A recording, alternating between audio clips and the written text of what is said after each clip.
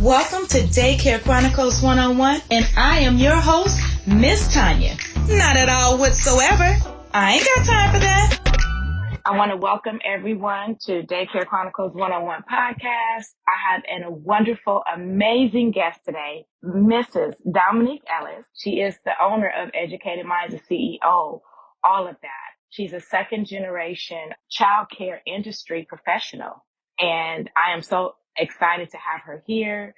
She has courses, she has trainings. She's just amazing. So Miss Dominique, I want to welcome you.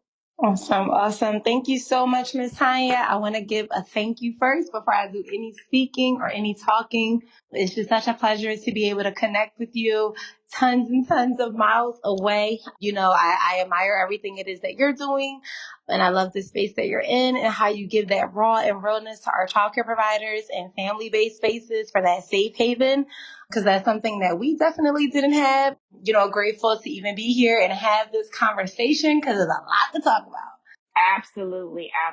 Yes, ma'am. Now, let's just start from the beginning. Your mother had a family daycare in your home, childhood home, correct?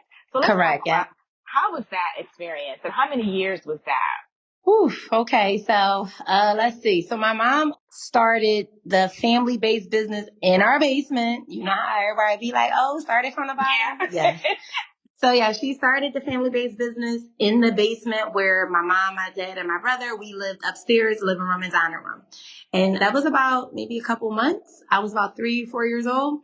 And she originally got the idea. She always tells me this, that I was headed into, I guess I was about 5 years old going into kindergarten. I was one of those early kindergartners, 4 years old. And she only came up with the idea from the simple fact that she used to walk me to school. And then other people would ask her, can she walk their kids to school?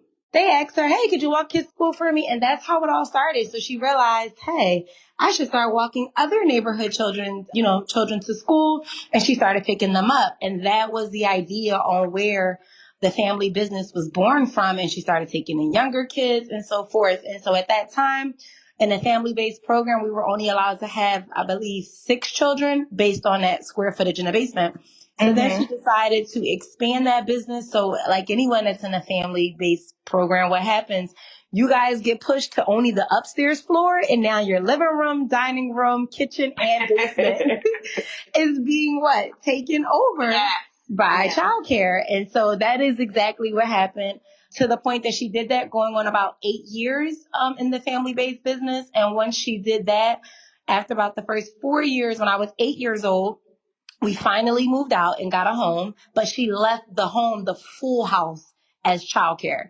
And one of the reasons is because she said she felt like she wasn't ready yet, to jump out there in that commercial space, because she was refixing her credit and, all of those great good things that go into the details of entrepreneurship. And so in that space, only maybe about a month or so after we had moved into our brand new home, that is when my father was killed.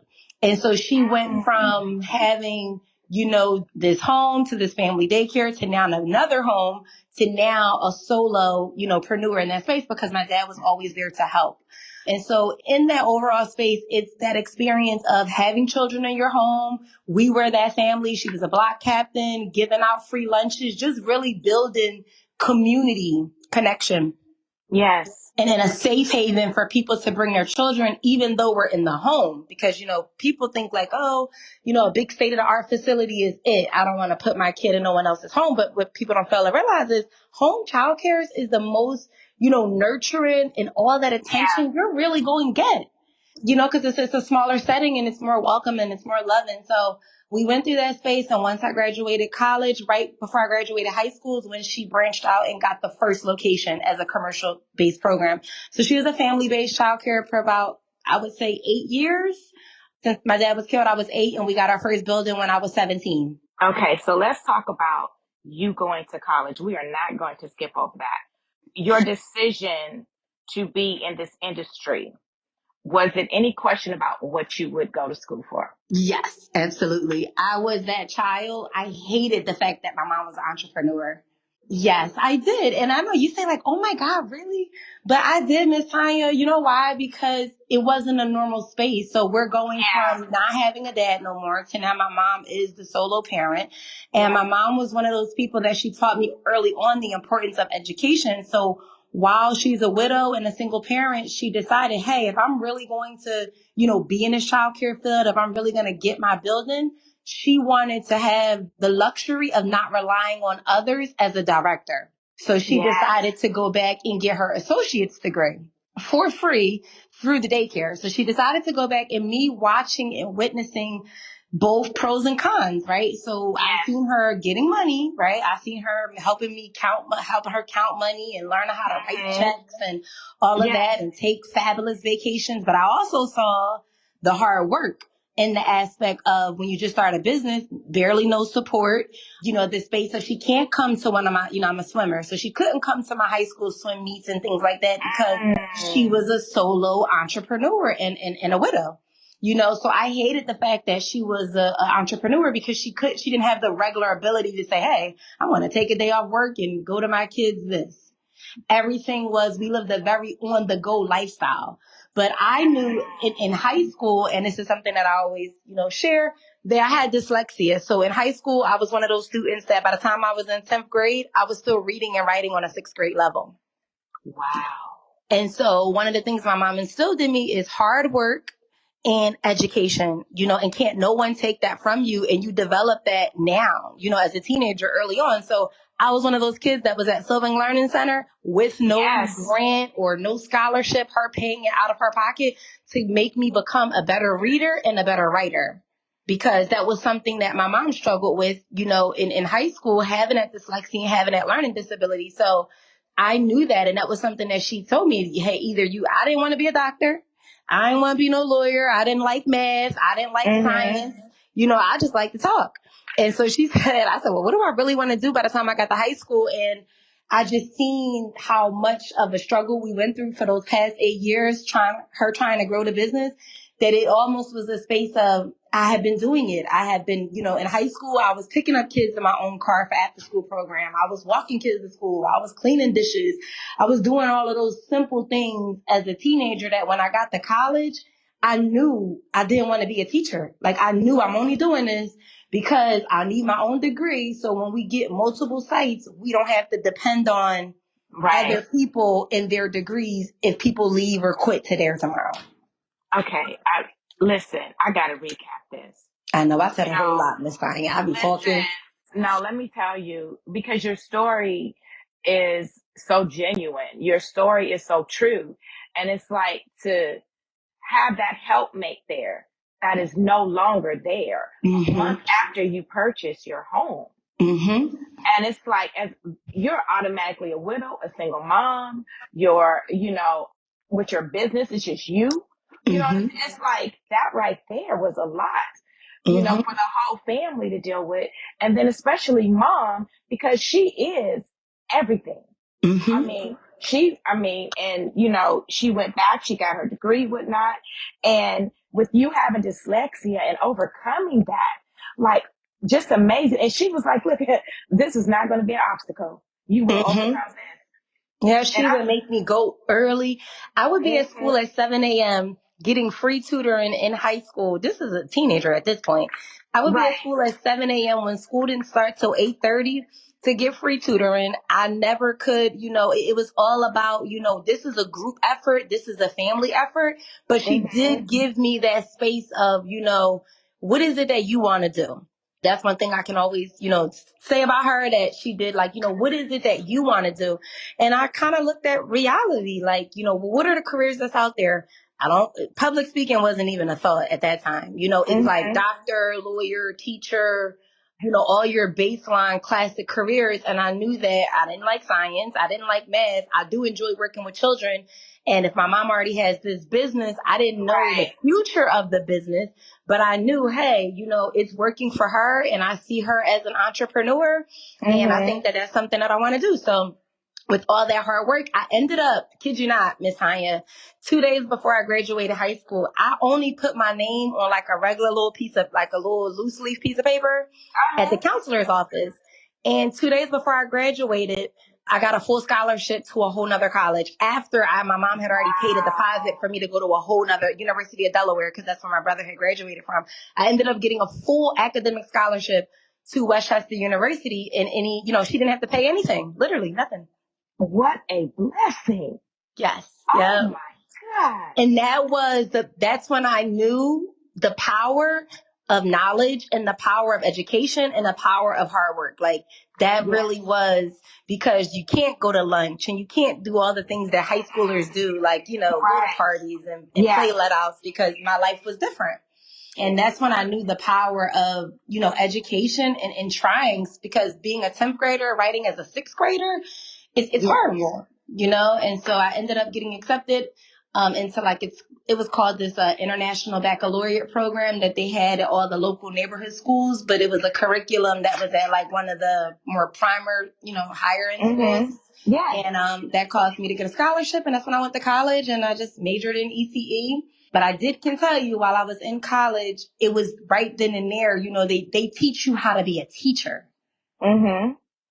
And I knew I didn't want to be a teacher. Right. I knew that I wanted to take the family business that my mom had in the house. We come from old school. I come from the era of 2099 where we flashing cards and writing diddle sheets. I come from that era. And while I was in college, I did get a great exposure to other larger corporation-based programs that had state-of-the-art toys and state-of-the-art playgrounds and all of that stuff. And so I would wonder, how did these businesses get this kind of funding? Like, what did they do so that when I graduate, I wanted to bring a high quality based learner program to the hood. I got you. Yes, ma'am. Like that was my vision, because I saw her cleaning and cooking and doing everything for, 7 or 8, 9 little kids. And now she had this new building while I was in college. So I was still there committed. I would come back on the weekends, do paperwork. That's how I really learned the administrative work of childcare. Yes, ma'am. Yes. It's just in your blood. It's just in your blood. Like, absolutely. And just such a blessing, because you're able to be the director. Now, how did that come about? When I was in school, and, while I was in college, you got to do those end of the term, what's those called? When you got to go to other internships. So I had to do internships, and the whole goal is that we had 2 buildings. And so she would be a director at one and I would be a director at the other. But by the time in Pennsylvania, you only have to have 30 ECE credits. Mm-hmm. So by the time I was a senior in college, I had all the credits that was needed. So I was there to help her out, do all the paperwork, and be a director. So when I graduated, I kid you not, I had 2 job offerings literally the day of. I was a kindergarten intern. The principal was a Delta, and I'm a Delta. And so she was like, we would love to offer you the job as a kindergarten teacher. And right at that moment, I could have, been like, oh, great, I'm going to go get a job. This is paying benefits. This is good money, 35, 40,000 fresh out as a 21-year-old. I could have did that, but I just felt the loyalty, and I saw the potential in all the things that my mom had been doing and all the sacrifice she had made since my dad had got killed. So I'm like, there's no way in the world. And even though I knew working for her and going into the family business, she couldn't afford to pay me what a bachelor's degree teacher would make fresh out of college. I knew that. So, and I was okay with that, because she told me, as long as you, stick with me, you always going to be good. Right. And I believed in her, and I believed in that space. So I was a director, fresh out of college, 20 years old. Nobody was paying me no mind. Nobody was listening to me. I will tell you that. But I also got another job, a part-time job, as an early intervention specialist and as a substitute for the school district of Philadelphia. So that allowed me to make up that income that was missing while I was still getting my feet wet as a new director. Absolutely. So you're doing a part-time job. You're the director at the facility. How was it working with mom all these years? Because my children grew up in daycare too, so we'll get to them later. But how was it working with mom? I got some 2 cups of coffee for that, y'all. I got you. Y'all can see my face right now. I got to drink 2 cups of coffee for that one. I'm not going to lie. I'm very transparent. That's something I always love about my brand, is that I'm super transparent. It was hard as hell. It was really, really hard because I did not understand business. Yes. Right. I just thought I understood, parents and this and that, but I didn't understand business, and I'm thinking paycheck, work hard, money, but I didn't understand, as a director, that there's sacrifice, right? Like Dominique, she told me, Dominique, this is not no 9-to-5 secretary job. Like, you're not about to come in here and think that, oh, you come in and when you leave at 5, that's it. No. So it was really hard working with her in the space of separating motherhood. Yeah. And I'm still 21, so I'm still super wet behind the ears, not understanding that 21, you just want to be grown. You just want to be an adult. You want to be grown. So I was satisfied with financially, getting my own car, my own apartment, all that stuff. But I didn't understand how to separate mom and daughter. So if we had an argument as a mom and daughter, I would walk into the daycare and not speak. Right? Because I didn't understand the importance of professionalism and what goes on outside of daycare is daycare. And when you walk in this door, she would tell me, when you walk in this door, I don't care how mad we are at each other, you speak and you act like ain't nothing wrong, because other employees are watching. And so that was one of my biggest, lessons that I've learned, is to not take things personally. Absolutely. Yeah. And mother and daughter is one relationship, and, director and owner is another relationship. But we grew to this space of understanding our roles. So I understood that because she had been really having that teaching experience as a teacher in the daycare program, she knew, no, the kids should be learning this by this. No, this should be that by that. Whereas though I come from the book, I'm like that book smart person, right? So we were in college at the same time as Tonya. Wow. So by the time my mom got her associate's degree at a local community college, she went on to get her bachelor's degree at Westchester on a scholarship, while I was at Westchester on a scholarship. So her last year, I was in my second year. And I say that to say, that's why I tell people there's no excuse on getting that education, because it took my mom 10 years to get a 4-year degree as a widow, as an entrepreneur, as a single mom. Yeah. And so, I understood that space, but then we started really seeing, I didn't know what I was good at in the business. I thought that I was just as good as being a teacher. Okay. Until I started realizing this is when the daycare world started shifting. This is when it was daycare, but this is when Head Start, pre-K counts, and all of these pre-kindergarten programs started coming into play. So that's when I realized, I was like, hey, Mom, we need to, get accredited, because we were only a star or 2 at that point. I'm like, we need to get our businesses accredited. You really need to get the business fiscally healthy, right? So aside from, having the mortgages, that's great, but we need to get lines of credits. We need to get credit cards. Yes. So I was more like the paper person, and that's how we worked well together, because I understood she was the boots on the ground. So she's the person, she would come into daycare and I would see things that I didn't think that was dirty or messed up. Right. And she would come in and be like, no, Dominique, this should look like this. That should look like this. This should. Whereas though I was the paperwork person. So I would be like, no, Mom, you cannot just write a check like this. No, Mom, you cannot. So we started bringing what we were both great at, and we learned how to stay in our lanes. Now that is beautiful. I didn't say it was easy. But I'm just saying. Yeah. You understood. You understood. And so you complemented each other.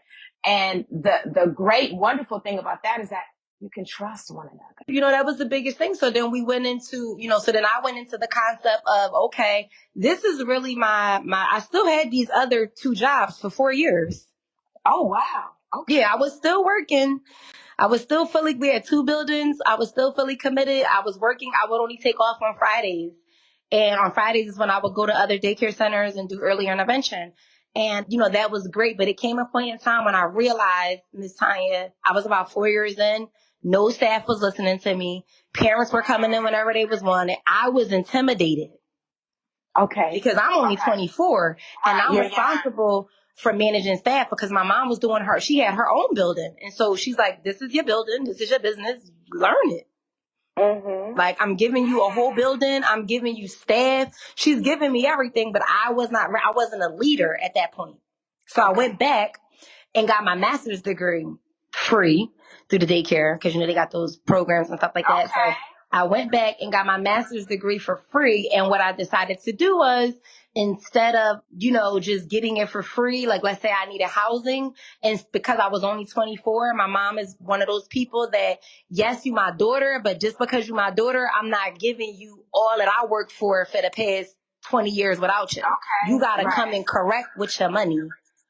Okay. And so I didn't have no money. I'm 24. I don't got no savings. I don't have none of that. But I knew that if I could get my tuition paid for through the daycare, through the accreditation program for free, then I could go to the school and get a loan for housing. So I took that housing money, and that's how I worked my way into the business. And that's how we got our third location.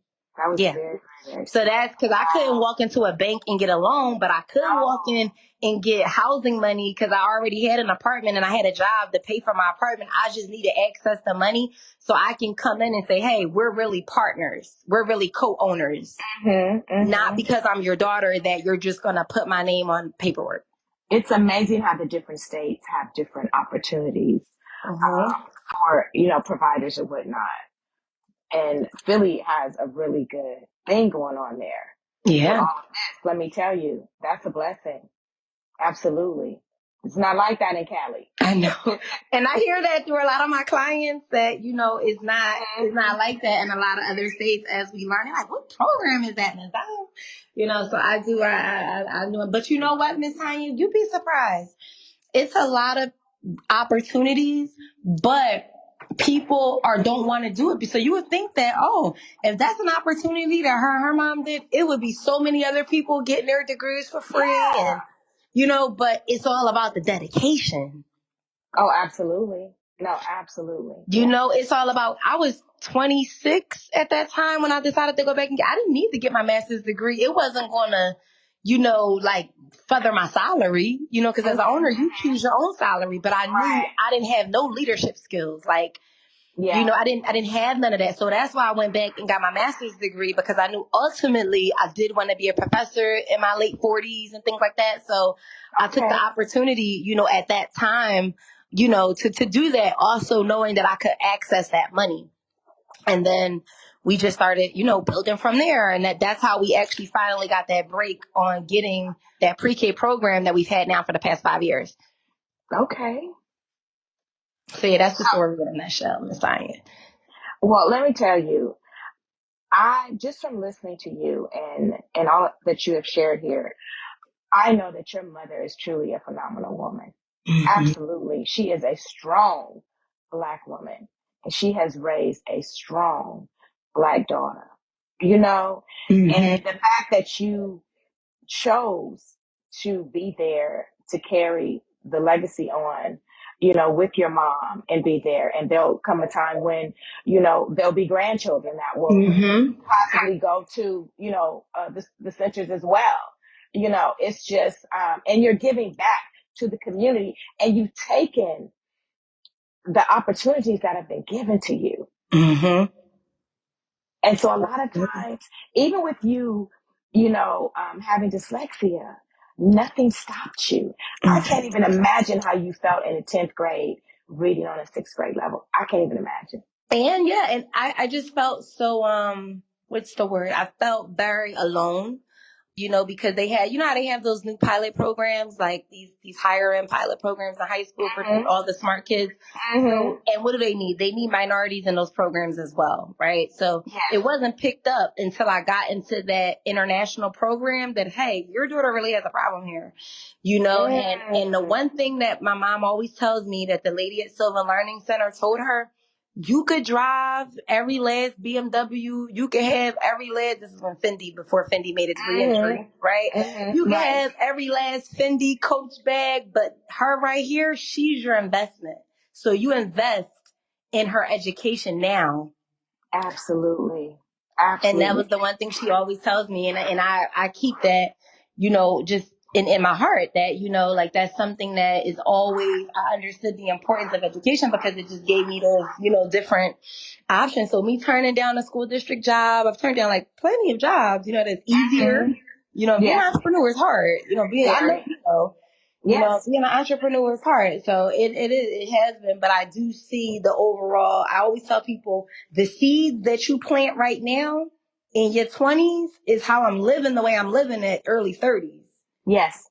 And No, the seeds, absolutely. that's just the truth. You have to sacrifice something at some point in time because I didn't need to go get my master's degree. I was in class for 2 years straight. From 9 to 5 on Saturdays, where everybody else at. They out, they're partying, they're traveling, they're doing all those things. And I thought like, dang man, like being an entrepreneur is being a childcare entrepreneur. I feel like it's so hard. Did I make the right decision? We go through that. Like, it don't matter what age you are. If you're committed to a vision, I've asked myself like, dang, did I make the right decisions? Because what I see over there is what I'm attracted to. But I've been around more than enough 30-year-olds at the time when I'm 20 something. And I know that this is the type of lifestyle that I want when I'm 31, 32, 33. Yes. And that's what keeps me going. Dominique, you have an old soul. People tell me that all the time. You have an old soul. That's what it is. You truly have been driven. Your mother is just, like I said, a phenomenal woman. And the fact that you are where you are at this age, and you stated that you wanted to be a professor in your 40s. Mm-hmm. Like, you have goals, you have, dreams that you want to accomplish, and you're doing that. And so many of us in the Black community, we don't have that. Someone that really cares about education. There are some parents who's like, girl, as long as you get C's, you good with me. Mm-hmm. I just need you to graduate from high school. And so to have someone that is that example, that is in your home, that is your parent, that has your back, that is like, no, I'm not going to give up on you. You're not going to give up on yourself. We're not going to throw a pity party. You are just amazing. And you know what's crazy, Miss Tonya? In Pennsylvania in college, when you get your bachelor's degree in early childhood, at the time, I think they've changed it since then, you must get your teacher certification in order to graduate with the degree. Like, even if you don't want to be a teacher, in order to get the bachelor's degree in early childhood, you must pass the teacher state certification, right? Wow. I failed it 3 times, and I paid $250 3 times. Wow. And I'm like, I started telling my mom, like, Mom, I'm changing my major to like regular little interdisciplinary studies because I already got the credits. I know I don't want to be a teacher. Like, I know this. And she's like, no. And I used to be like, I see these girls come in there, other cultures come in and they just passing the test, like blinking their eyes. They telling me they ain't even study. I got flashcards, all types of stuff. And so I got extremely discouraged. And my mom was like, regardless of whether you want to be a teacher right now or not, Dominic, you never know with that teacher certification, what doors that can open for you. So whether you fail it 3, 4, or 5 times, you just need to pass it. Let me say this. We're going to stop right there. You said 3 times. Not once, not 3 times. And your mama said, and you're still not giving up. Yeah. You're still not giving up. You're going to pass it. Yeah. Okay, you talking about $750. Just gone. Yep. And I'm only think I'm like from 20 or 19 at that time. And this is my money. It's not like I'm like, hey mom, I failed again. Could you give me the money? That was one thing that I can say that she always said, like, I don't care how much money I got, Dominique, you're going to get it on your own. You're going to figure this out because I don't want you to be that child that everything was given to them. Yeah. Because this new generation is, you owe me. I don't owe you nothing. Nothing. You owe me, absolutely. Yep. Oh, Dominique, this has been just such a pleasure just to really get to be intimate with you on this level and to learn more about you. And I definitely, understand even better, like that smile, that joy, that energy that you give. Oh, it is genuine. Yes, thank you. I definitely appreciate that. Let me tell you, And it's the same thing for you too, Miss Tonya. That's how we even connected. You know, that's how we connected. Once I always tell people, you meet some great people on social, and that's how we connected because I automatically, you know how you call me, my IG auntie. I felt it. I'm like, no, I see her husband. I know that this is a family thing. Like this is really a family thing. This is really what she do with her eyes closed. You know, and I felt that from the moment I landed on one of your videos, you know, the same thing, because I'm like, wow, someone all the way over there. I love to see family business, but I love to see family business taken seriously. Yeah. You know, and I felt that from you, the same thing. The moment that I saw that hair and those curls, I'm like, no, she is her natural self. You know, I'm all in the natural space. She's her natural self. You know, she's naturally beautiful. She preaches not to, you know, just go after the money, but she preaches self-care. Oh, not to get burnt out as an entrepreneur. That's something, and that's what really attracted me. So I'm like, I've been in that space. I know what she's talking about. Like, I know, you know, so I appreciate that. And I admire that, you know, about you as well. I am, you know, I thank you for that. I definitely, you know, am a giver. I've always been a giver. And so to share knowledge that's free, some things I just don't understand how some people are maneuvering in this industry. Mm-hmm. Everything doesn't have to have a dollar sign on it. However, when you love what you do and you see the need, there are some things that you will give away. Yeah. There are some things that need to be given, and everybody can't afford everything. I'll say that, you know, but you just definitely have, I mean, I just love you even more.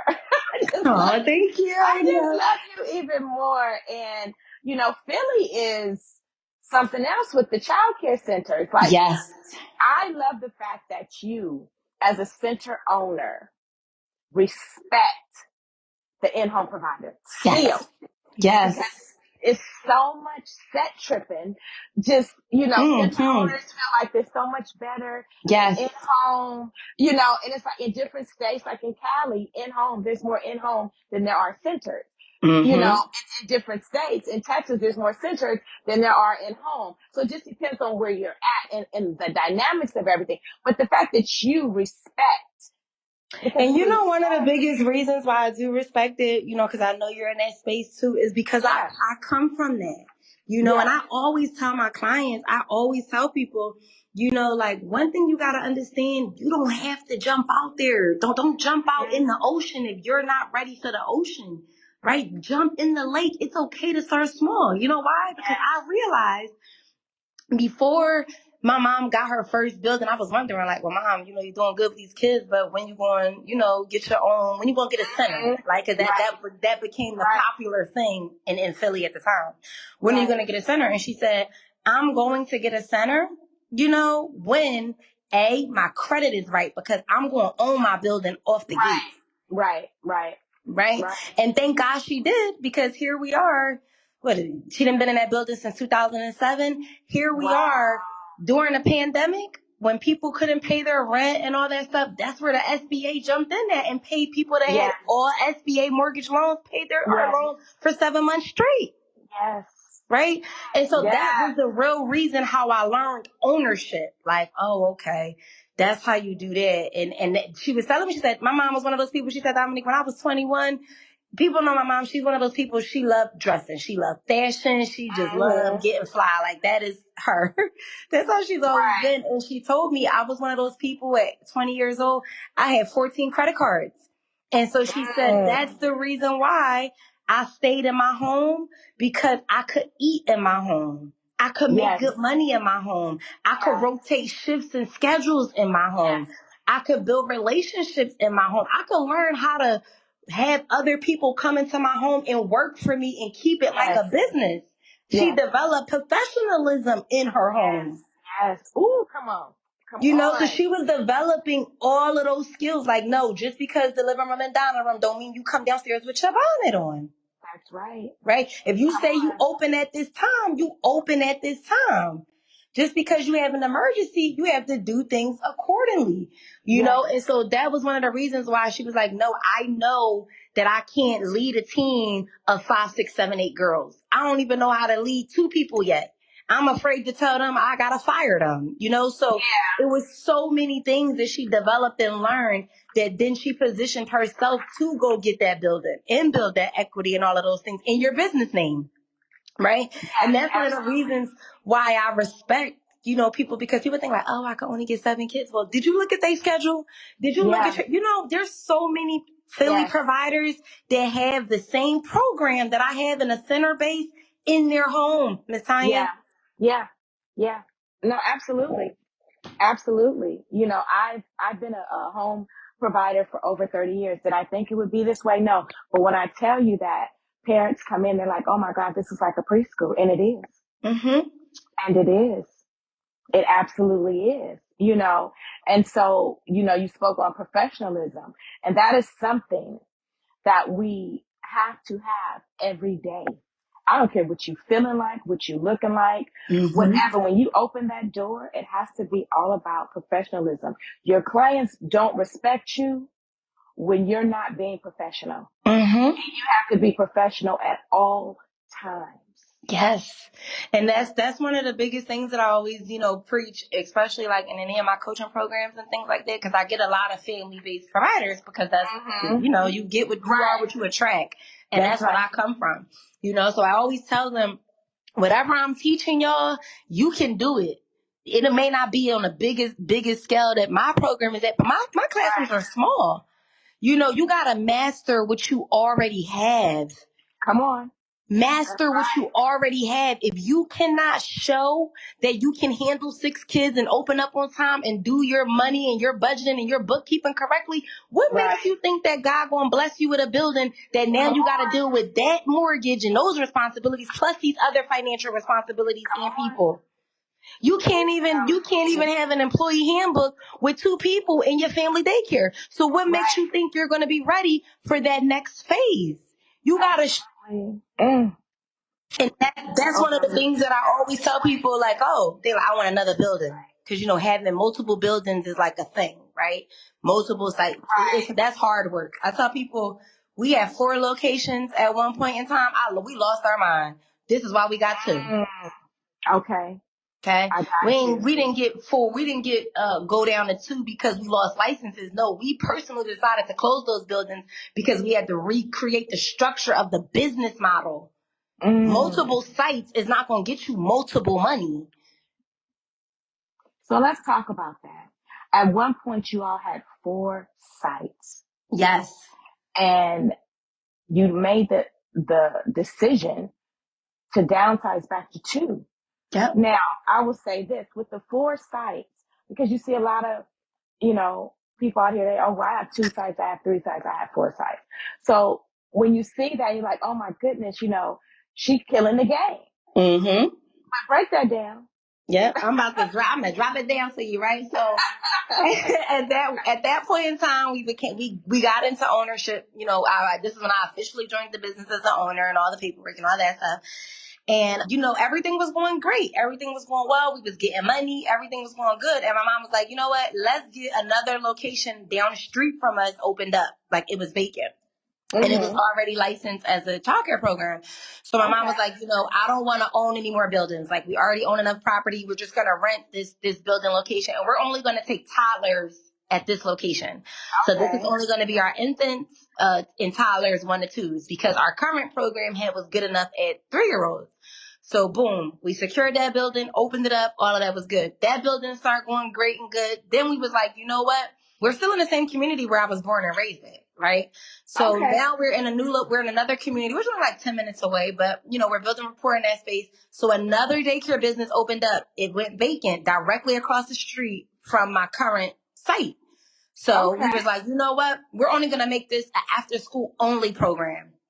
Okay. We're not going to do the whole full time because, you know, any people call out staff, there's always something going on. So we was like, you know what? We're going to make this a school age only program, which is super less overhead. They only got to be there for 2.5 hours in summer months. And I could get someone to come in, open up, get them to school, close out, come back part time. Super less overhead. Did that. What happened was I got hit by a car, right?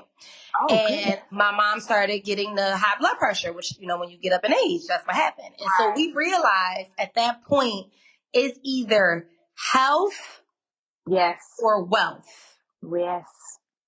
right? It's either health or it's wealth. And at that time, that's when all the new programs were coming out, like these pre-K, the Head Start programs, they were making it available to small peons like us, private-based, little people. So what did I do? I applied for the grant. I wrote the grant, which was almost like 15 paragraphs, but that was that seed, right? That was that seed that was planted that I learned how to write for 3 years straight in high school. That I learned how to write. I learned how to write really, really well. So that's what happened. I wrote the grant, and what happened? We got accepted.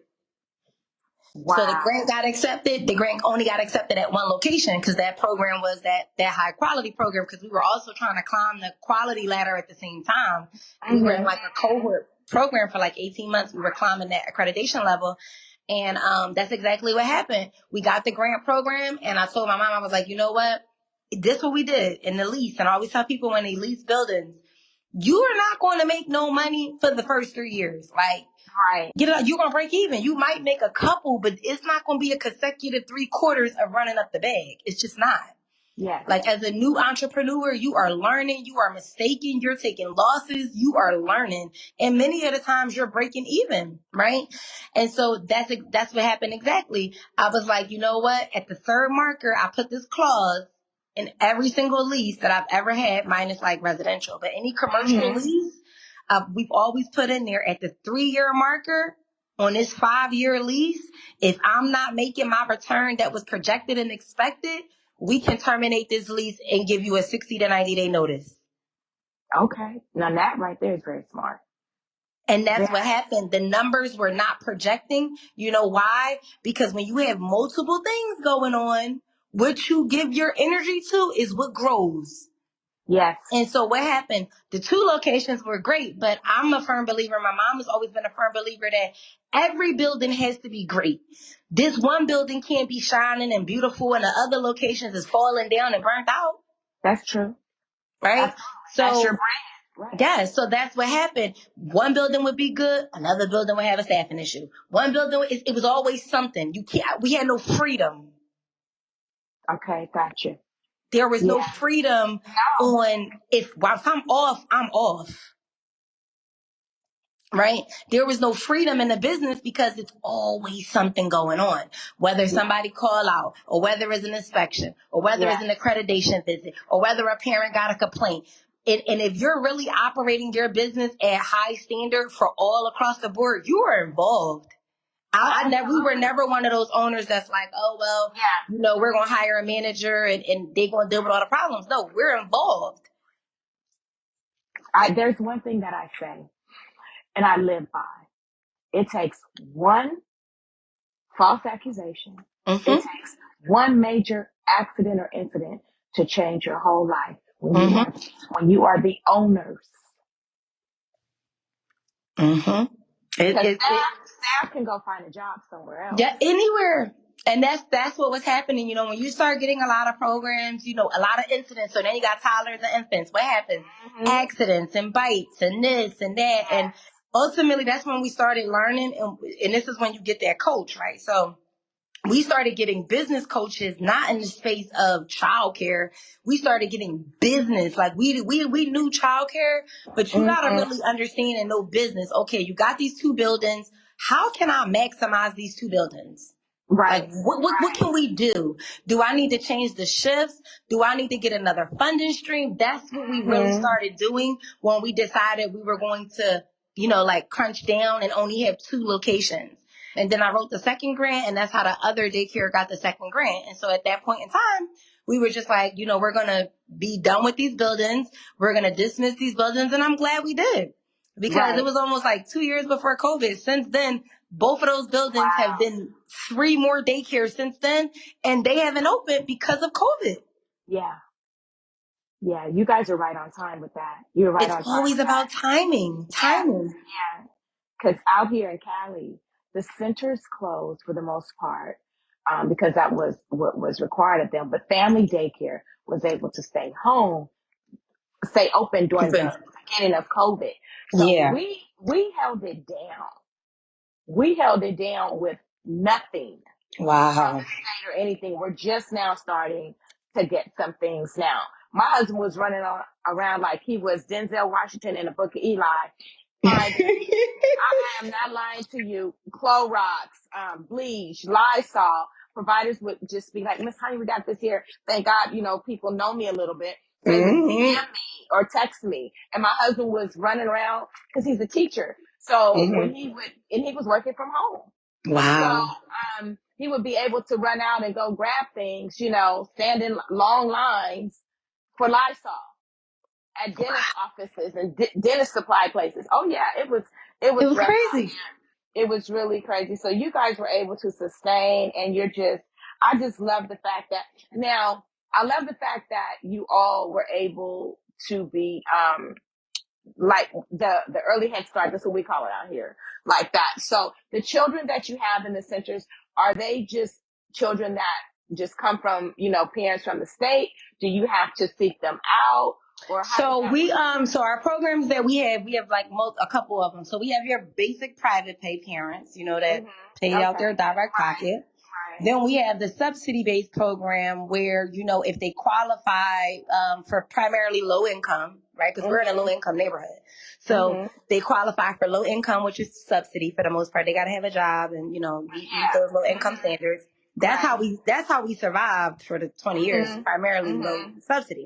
Right. Then the free program is not based on income. It's solely based on residency and age qualification.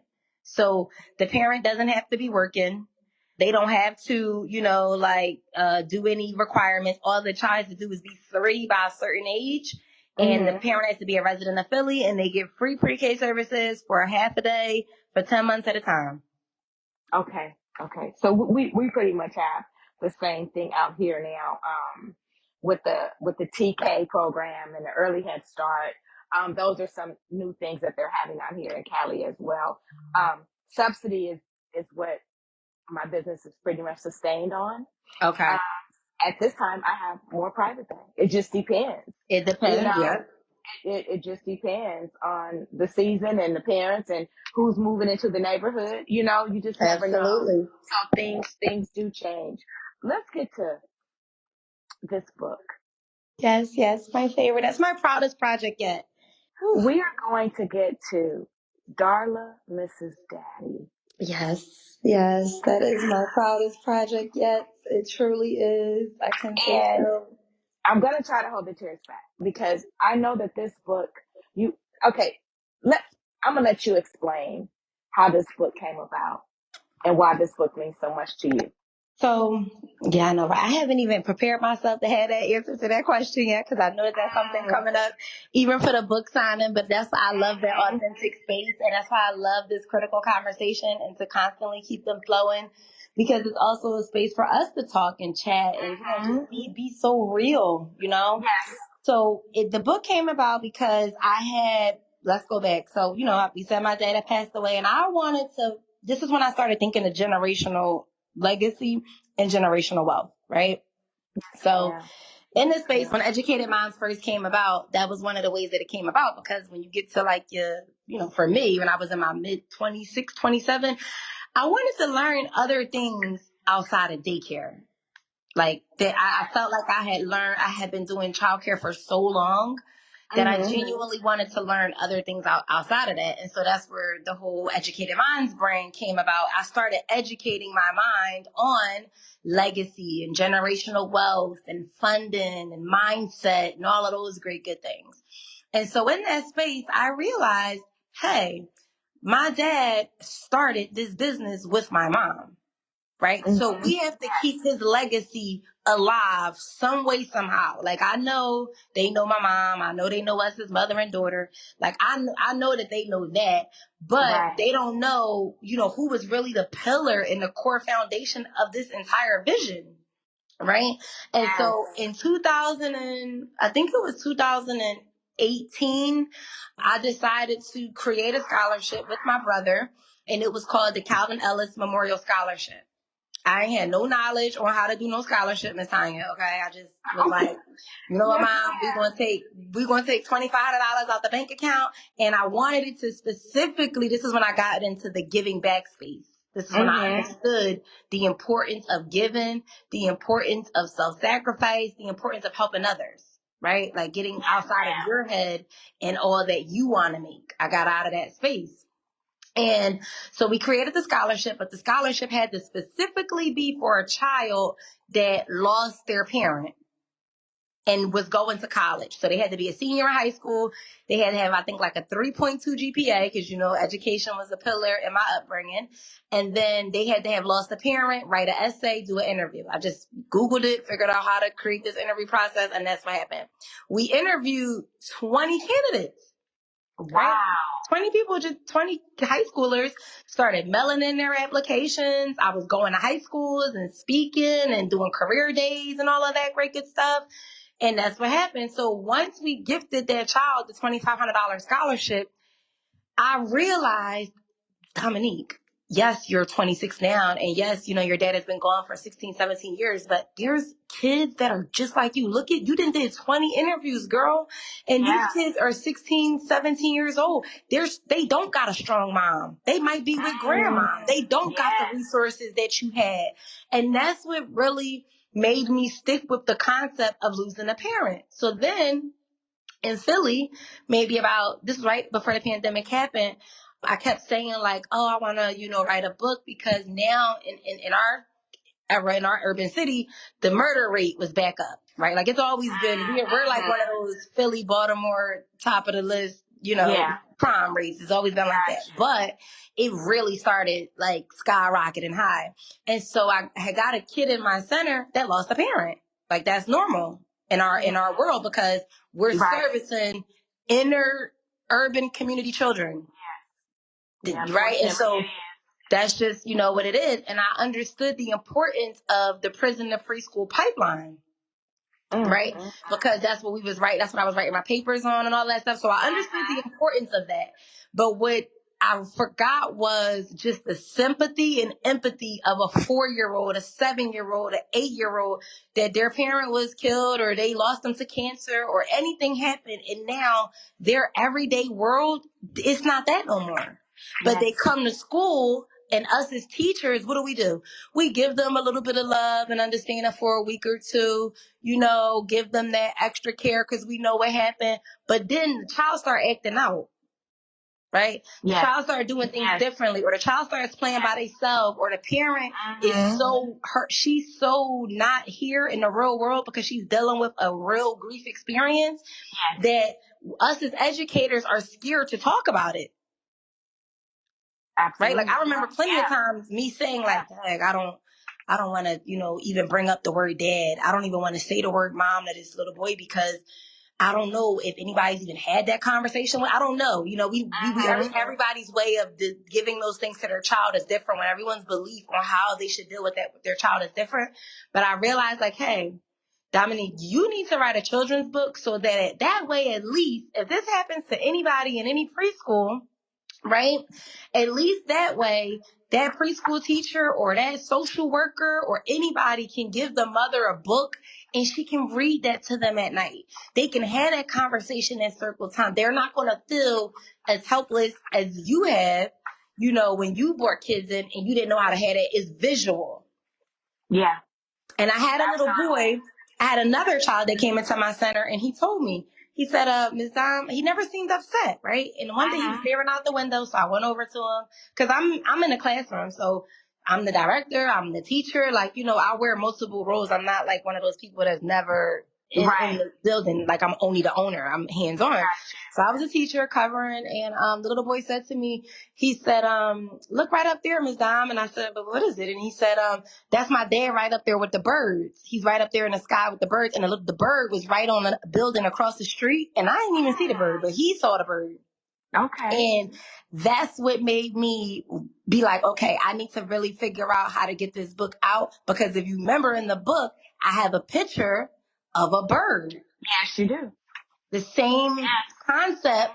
I believed when I was 8 years old that this bird would constantly come fly up to my window And it would come and it would sit and then it would leave. And it would do that for months on end. And I thought like, oh, is that like a reincarnation? Like, I started thinking, I started believing that. And here I have this little boy 20 years later telling me the same thing. And so that's when I was like, okay, I want to be able to say, look, Susie, see, I've been, the same way and resonate and connect with them. Yeah. This book is, I know that the book for you, was written because your father, was killed. However, as a little girl who grew up and the parents separated, and I didn't get to see my dad for 20 something years. Wow. This book resonated with me. Wow. Because he still was gone. It was like it was a death because he wasn't there. And so memory is the best gift that God gave us. Yeah. And I love the fact that in the book, towards the end, you have coloring pages that are memories coloring page. I love that. For a child to be able to draw or do or whatever they, need to do in this area, I love those 2 pages that are there. But this book it just really touched me because of your story. And I just, I know what it's like. But then you also have 7 ways to help children grieve, which is, some guidelines for parents. Yeah. Some guidelines for a caregiver. Absolutely. Some guidelines, for yourself. I'm 55. And I read your book and I just started to cry at the end because I was just like, this book is not just for children, but this book is not just for someone whose father may have, had a tragedy, but someone who's just not there, not present. And it's so, unfortunately, it's so prevalent in our community where the father is not there. Yes. And you know what's so crazy, Miss Tonya? My mom, what you just said to me is my mom's story with her father, right? That she would always tell me I would cry, I would be like, why is he not here? Or, I really re-dealt with those emotions when I was getting married. I thought that I had buried them, and I could deal with it because I was at this point used to no graduations and no special moments. I had kind of, prepped my heart on how to deal with those things and those special moments. But it wasn't until I was married and I was getting married, going through this whole wedding and all that planning stuff, that I was also writing a book. And my mom was telling me, she said, you know what, Dominique, just be grateful that you had a good 8 years with your dad. Because I myself, I didn't even know my dad until this age. Right. All I wanted to do was know why. I just wanted to know that I pick up these traits. And, she's always said that to me. And I said to myself, I was like, you know what? You're right. And she told me, she said, even though, you lost your dad at 8, I've dealt with the same thing that you dealt with. She said, if a dad is absent, anything that you lose or feels like a loss, you treat it as grief. A divorce is treated as grief. An absent parent is treated as grief. It's all the same. Yeah. I'm looking at the cover of your book, and it's just these big, beautiful brown eyes looking up. It's just a beautiful, beautiful, wonderful, wonderful book. And I'm so glad that you found the time to complete this and put it out. And I am so proud of you for this project because this is just it's so needed. It's so needed. And the characters look like us. Yes. They look like us. Yep. And that was my big thing that I wanted it to be. Cause I won't lie, Miss Tonya. I did for like maybe 6 months. I had the idea, but I didn't want to write this goes back to writing, right? When you're not like that comfortable as a writer, you doubt yourself. So you be like, oh, well, how can I make up the story and tell the story without telling the story?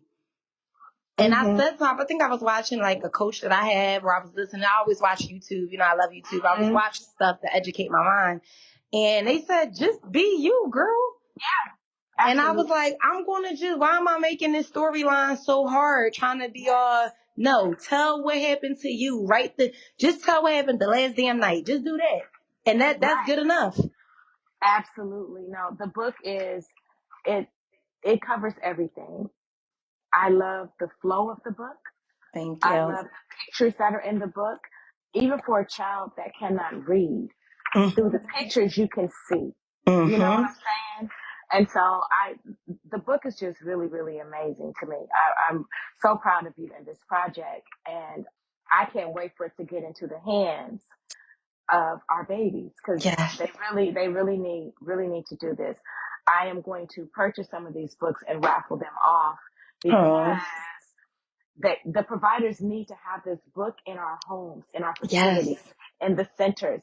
This needs to be in every center. This needs to be in every home, because we all are going to come across a child that is missing daddy Mm-hmm. in one way or another. Mm-hmm. I'm so proud of you about this project. You are just, you are doing it. You're young with an old soul. And listen, let me say this. When my daughter had my youngest grandson, Mm-hmm. I remember when I was there when she was giving birth. So when Mm-hmm. he came out, I looked at him and I said, this is my father. Wow. My father's spirit. Wow. I looked at Ace and I said, oh my God. And he reminds me so much of my father. My father passed years ago, but Ace reminds me so much of my father. He's just a comfort to my soul. Mm-hmm. So, Wow. I mean, you just never know what it's going to be, who it's going to be. And my mother, her and my father were divorced or not, but she, she would just be looking. I said, he reminds you of my dad. Mm-hmm. They always got that look. And they got that spirit too, and that's Oh something my that gosh, yes. and that's what you see, and that's what you realize as you get, a little older. You know what's so crazy? One of the biggest things I guess I'll leave off with for that book is that I think the biggest thing about life, Miss Tonya, that I've learned, I would have never wrote the book if I didn't forgive. Right? Because one of the things that comes along with grief is the spirit and understanding towards that ender phase. Because, it's never an over thing. You could look at something and boom, you cry. I don't care how well I talk, how good I dress. I could be in the shower thinking and break down crying. Right. It's always that. But I would have never wrote the book if I didn't get to the space of forgiveness. Right? Because forgiveness in the space of not the person that killed my dad, right? He didn't already went away and did his time, but forgiveness to my father. Explain For, that, I said, explain that. Yes, forgiveness to my father, because in that story, you'll see we weren't making literally spaghetti, but we were cooking cookies, and I was trying to memorize my 3 times tables. Yes. And he got a call to leave. And so for years, I felt like, why did you have to take the call? Couldn't it have waited till tomorrow? If you would have just waited till tomorrow, then you would have never went out and got robbed and killed for $15, right? And so in that space, I struggled with that for a really, really long time, because what happens as a child, other people move on. Your mom might move on and get married. Your siblings get older, and I was his only child. So I dealt with this. I felt this every birthday, every holiday, every time something would come up, I would cry, or I would secretly cry in the shower. I would deal with these things, right? And so in that space, I had to learn. One time I became an adult and I seen life, like I seen how hard life can get. That's when my forgiveness window started to open. Like, oh, okay, maybe you needed a moment out. I understand being a family and having financial responsibilities. I didn't understand that. So I was still in a space of, no, you shouldn't have left. You should have just, but who's in control? God's in control, not me. Yeah, no, absolutely. And it wasn't until I got on more of a spiritual journey and more of an adult that I understand that life happens and your parents can only do the best that they think they're doing for you at that season when they're parenting you. Yes. That was powerful, Dominique. That's what I learned. And that's when I begin to be like, you know what? It's not about, whether you left or anything, because I'm an adult and now I do things that I said I would never do, or, I engage, or so who are we to judge? And that's when I started saying, how can I, instead of being so angry or mad, how can I now take the good things that you did and the good principles and the good foundations that you left to say, hey, you know what? Let's let the legacy live on in this space. Because one thing I realized is that that's where we determine how we respect and what we understand as men in our life. It's based off the men that's in our life. Right. And so I always say that even if, my dad was never here, at the end of the day, he's always made sure I've been good for years and decades to come. Absolutely. But I had to get out of my head. Yeah. And I had to get forgiven. And I had to become more spiritual, more understanding, and increase my faith and all those things. But you don't do that until it's your season and your chapter of your life. No, absolutely. You're absolutely positively correct. Absolutely. Now, let's speak a little bit on you getting married. Yes. And the love of your life. And, you know, does he remind you of your father in any way? Yes, absolutely. Absolutely. I ask you that because most oftentimes we seek our fathers. We don't even realize it. But the men that we end up marrying, most times are just like our fathers were to us. Absolutely. And that's something that's so true. And so the surprising thing about it is that we always say, my husband and I, is that we were always family. So our dads went to high school together. Oh, wow. Okay. Small world, right? Wow. So our dads went to high school together. Our parents hung out together even way before we were just kids. I've known my husband all my life. So how you have life and life happens, and what do? You go on, you go to college, do all those things, and then just so happen God, boop, drop them right back in your life. And, that is exactly what happened. So it brings me tremendous comfort to know that I didn't marry a stranger or get into a family that I don't know, because they were always a part of my life. And they know, and even hearing, my father-in-law tell me, like, your dad used to come in to my mom's sandwich shop and get sandwiches at the job. Oh my goodness. And that's why I'm so, yes. And that's why I'm so big. And as I grow in those spaces, Miss Tonya, on synchronicity. And I'm really big on, like, things are going to happen. Like, you don't have to force it. Right. When it's meant to happen, it will happen. And that's in any area of life, even business. I tell, like, any of my clients are shopping for buildings. Just because the building is glitz and glam on the outside, know when it's right. The same way when you get in a car and you drive that car and when it's the car, when it's the house. Absolutely. You just know. Absolutely. Well, I am so happy for you. Now that right there is a true love story. Okay. Oh my goodness. And that's something. So I always say, your supporters. I'm just one of those people that, I've seen that, and I've seen how supportive my dad was, to my mom during that era when he was here. And so that's what I believe, like, that person is supposed to be there to, help you, not that they're tired of your dreams, not that they lose sight of, what it is that you have going on. It's a collective effort, because at the end of the day, everyone is equal. Absolutely. And that's a hard topic. We got to have that conversation one day. Oh, we will. Ms. Tonya, on how, when you have, family members or a spouse or a partner or whatever the case may be, that they may not be an entrepreneur and you are, and what those challenges are like. Oh, look, I'm on husband number 3. Don't play with me.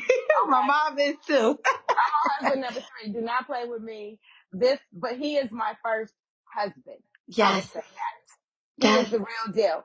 Holyfield, yes. He is the real deal. But absolutely, daycare has caused 2 divorces. Yes, it's one of those things that you gotta really understand, because, and I think that that's what I love about, like, outside of, like preaching courses and all that stuff. That's one of the things I love, being raw and authentic in my coaching program, is the aspect of, like, we're a human first. I'm a woman first. Absolutely. I'm a person. I'm a woman before I'm a daycare owner and all these other roles. I'm human. Oh my goodness. Absolutely. Absolutely. Well, I would say this has just been a pleasure to get to know you on this intimate level, to see where you come from and where you are. Now, one thing that I do have to ask you is, where did you get the name Educated Minds? Where did that come about? I love the logo. I love the brand. Where did that come from? So I'll be honest. I always give credit where it's due. My husband. And so one of the things that I was, when I was in childcare, I knew that like, okay, I love doing daycare, but now I'm in a space that I want to teach others. Like that was the space that I was in. I wanted to teach others. But before I got to the space of me figuring out what else I want to do with my life, but I was like about maybe like 25, I kind of started realizing, Dominique, you only know about daycare. I never had another job, Miss Tonya, except for the 2 jobs. I never like had a whole nother full-time, this is what I do career, except daycare. And so I realized like, hey, you only know daycare. You don't know business. You don't know money. You don't know mindset. You don't know foundational skills. You don't know any of those things because all you've consumed yourself with is childcare. And so I went on a mission for like 2 years straight that I really started tightening up my mindset. Like I stopped calling people on long car drives. I started listening to podcasts. I started reading books. I literally, that's what my husband was like, you need to learn how to educate your mind. You need to develop self. If you want to be a better person, you have to understand the knowledge of you, the knowledge of self. You got to know who you are. Yes. And so that's what I started doing. I started reading books on financial literacy. I started really trying to figure this thing out outside of what I was already given. And so when it came time for thinking of the concept of the business, my husband was just like, why don't you just name it Educated Mind since you always trying to educate your mind? I love it. That's exactly what I did. And I was like, I want the logo to make people know that you're trying to educate your mind because that's when I feel like the businesses really like, took off. Because I started understanding stuff outside of business. Like, what does retirement look like? What does investments look like? What does property ownership look like? I started learning all that stuff, and really trying to put it into practice. And I literally became obsessed with learning because I was the person that you couldn't pay me to read a book, Miss Tonya. Yeah, I'm sure, growing up having dyslexia. I hated reading. I hated writing. So the fact that I enjoyed listening to audios and podcasts and reading books and trying to read a book every month. And, I started encouraging other people like, hey, mom, did you read this book? Hey, girlfriend, did you read? Look, you need to learn this. Like I started being that person on educating people. Like that was what I wanted my new character to be as I was, growing into womanhood. I love it. I love it. I love the logo. I love the brand. And I truly love you. Thank you so much. I love you too. Give me all the hugs across the way. Oh my goodness. Let me tell you, from Philly to Cali, from Cali to Philly, there's a connection there. And the benefits of social media can definitely be positive. It can be a positive impact on your life. Absolutely. Because you never know who you're going to meet and who you're going to connect with. I am so glad that we have met and we have connected.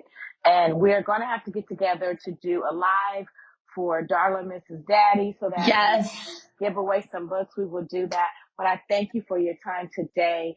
And until the next time, because it's going to be some more times. Absolutely. We have to keep this going on a monthly basis. I definitely enjoyed it so much. That's the one thing that I love is the distance. I love the demographics. I love the, diversity of the union between you and I. I really do love that because you have that wisdom. You have that experience. You have that tongue, and it's so powerful. And I love and admire that about you. Well, I thank you. And let me say this. You have truly inspired me. You have truly inspired me today. And I know that this is going to inspire others as well. There was someone that was in the chat. She was like, she has taken the test and didn't pass. She has to take it again. So your story inspired Sierra that was in the room. Oh, wow. Yeah.